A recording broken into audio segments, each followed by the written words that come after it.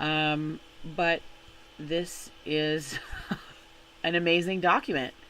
I have only read to page 20 something. So I've been reading about the Astors. And this actually accounts these families all the way back to the 1600s and some even before, I believe. The history of these families, when they came to the United States, the name of each of them, what groups that they were associated with, whether it be one of the lodges or other orders that they were a part of.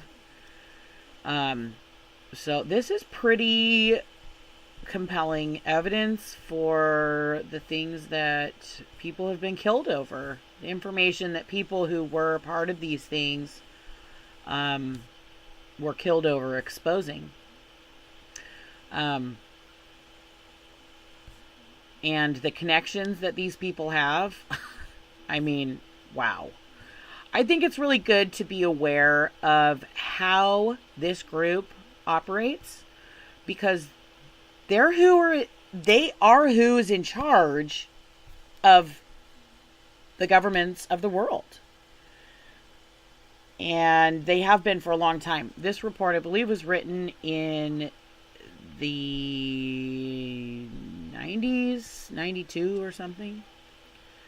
These are the names of the families that were mentioned in Dope Incorporated as being part of the drug trade, which you'll see these names, most of them, up here on the 13 names. Well, he adds more than 13.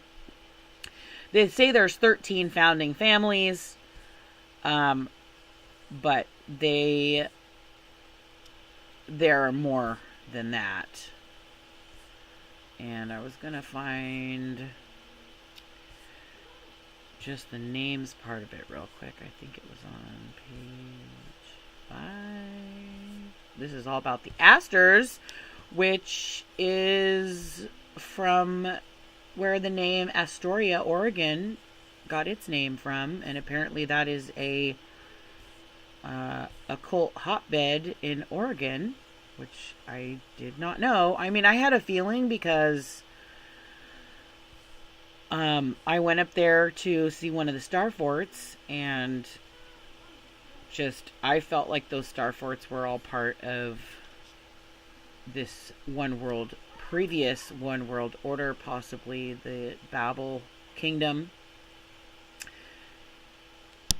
And here's the names here.